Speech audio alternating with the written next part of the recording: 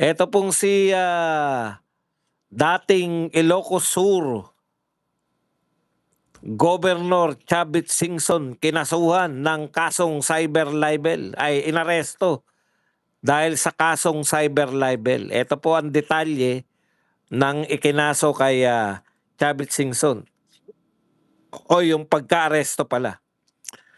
Inaresto nitong Huwebes ng hapon si dating Ilocos Sur Governor Luis Chavit Singson kaugnay ng kasong cyber libel. Nangyari ang pag-aresto sa isang gated village sa barangay Ugong Norte, Quezon City. Nakasaad sa record ng kaso ay paglabag sa Cybercrime Prevention Act of 2012. Sa ngayon, wala pang opisyal na pahayag mula kay Singson o sa kanyang kampo hinggil sa kaso. Patuloy ding hinihintay ang karagdagang detalye tungkol sa reklamong naging dahilan ng kanyang pagka-aresto. So far po, wala pa pong detalye kung ano po yung kinaso sa kanya, ano yung panyanyari. Pero may idea na ako riyan eh. Ganito lang po yan. Nagkakataon lang po na lahat po ng mga kasi very active po si Chavit Singson na nagbo-volunteer na bumabanat po sa korupsyon.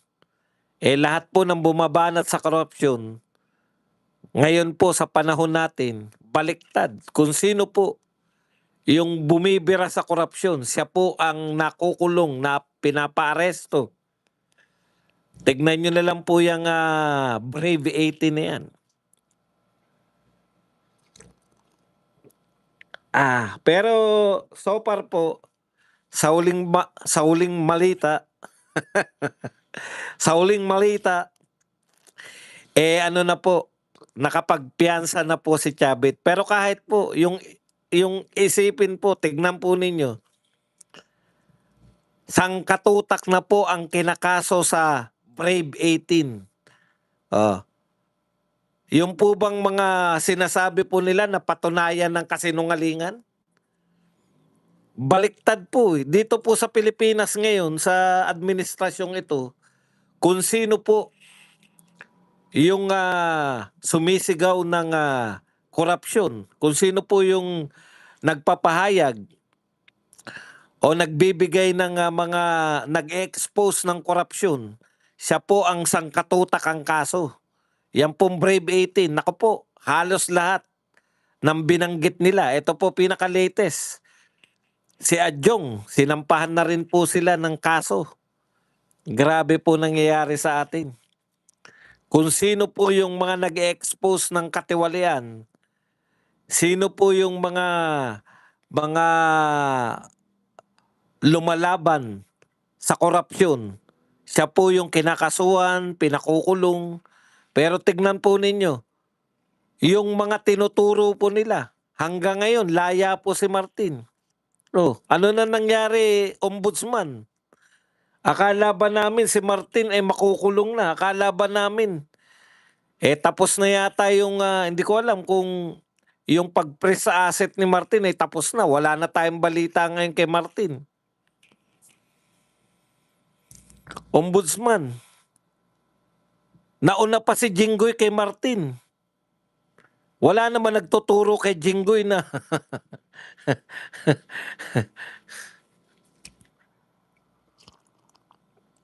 grabe po tong natin, grabe po tong gobyerno eh. No? Magturo ka ng mga kurakot, ikaw ang unang makukulong kaysa sa tinuro mo. Ang dami pong tinuro ng Brave 18 na hindi po pinatawag eh. Yung mga nabigyan po ng maleta, narinig nyo po ba na sinabpi na? Pero automatic po na yung mga kakampi nitong Brave 18, kasama po yung Brave 18, automatic po na may kaso. Nakailang sabpina na po si Mike Defensor. Samantalang yung tinuturo po, malaya po lahat.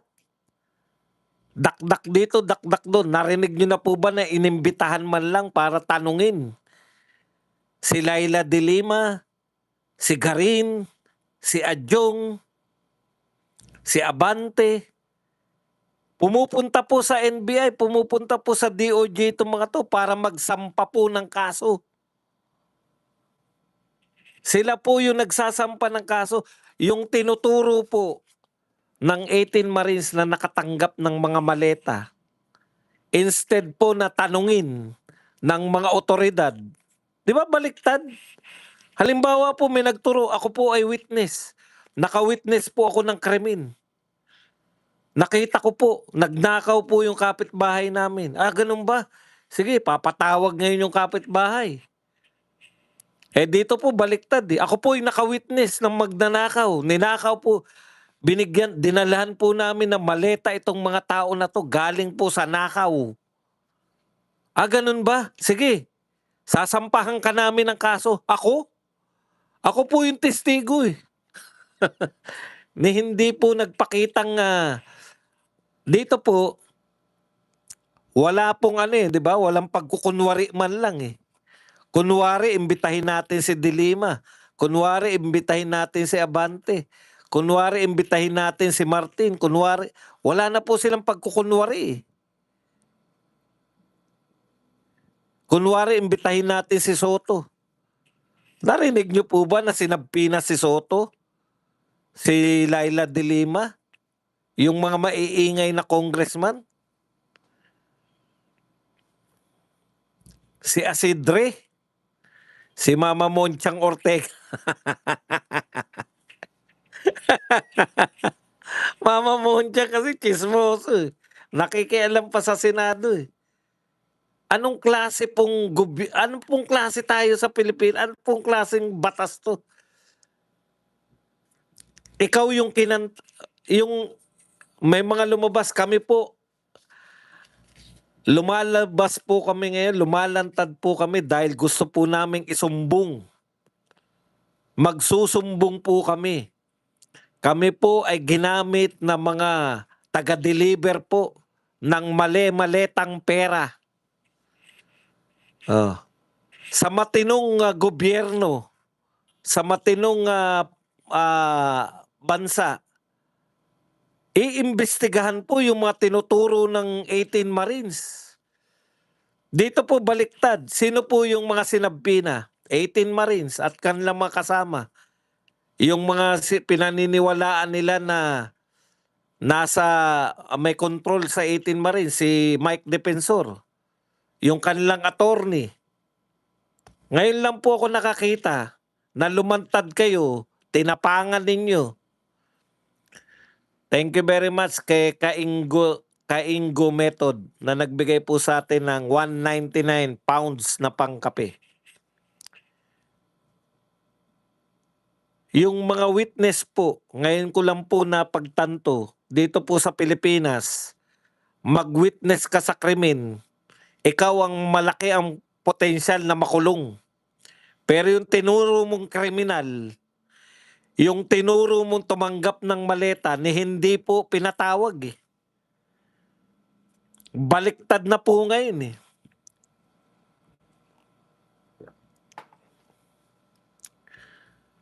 Alam niyo po, sa totoo, yan pong ginagawa nila na yan. Sa akin lang ha. Yan pong ginagawa nila yan, pananakot po dito sa mga posibleng lumantad pa. Sige, subukan nyo lumantad. Kayo may kaso, yung mga kinakanta ninyo. Walang kaso yan, eh, hindi namin ipapatawag yan. Pero kayong mga lumantad para magkakaso. Kayong lumantad para ituro pala. Hindi magkakaso, ituro yung mga taong magnanakaw. Pucha, kayo ang kakasuhan.